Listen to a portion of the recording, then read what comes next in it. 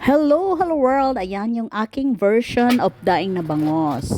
Ganito ko siya niluto. Hiniwa-hiwa ko muna dahil hindi siya magkasya sa aking kawali. Pagkatapos kong hugasan, drinay ko siya. Tapos tinimplahan ko na rin ng paprika at saka pepper and salt.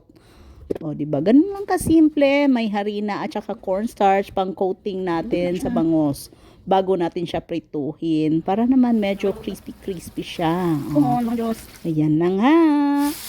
Pinito ko na rin siya.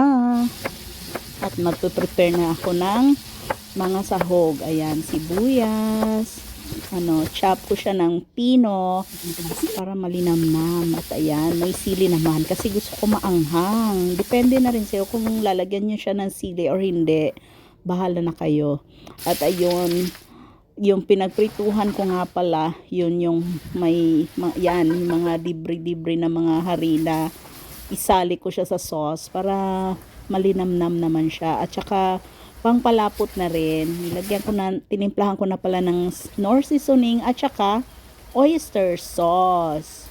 O, gisa-gisa. O, ganun lang naman yung pagluluto. Gisa-gisa.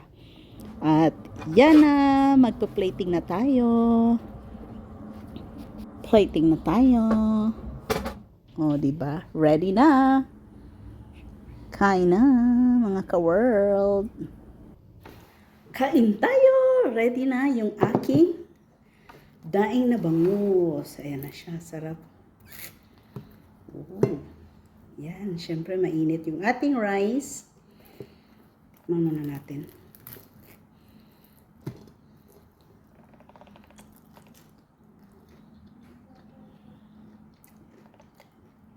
Promise.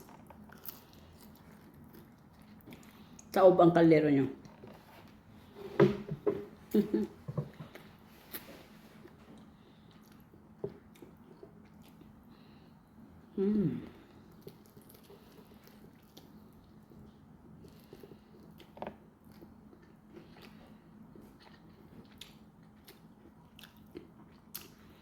Sarap po.